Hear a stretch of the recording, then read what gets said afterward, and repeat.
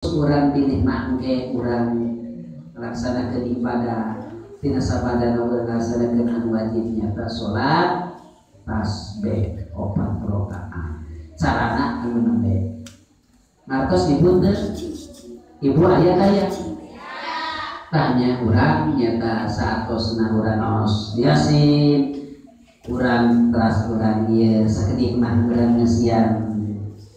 naon kitu ruhani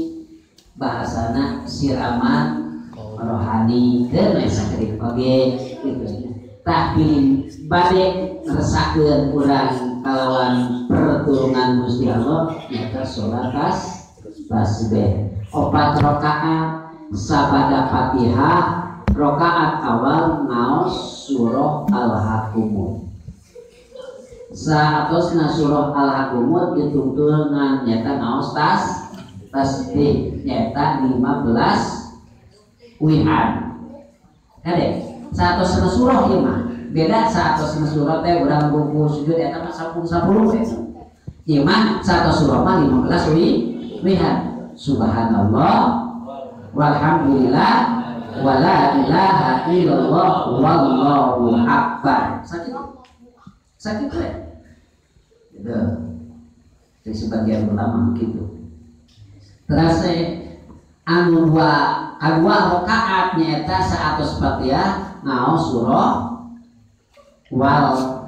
asri sanes kitu maca tasbih deui 15 wihan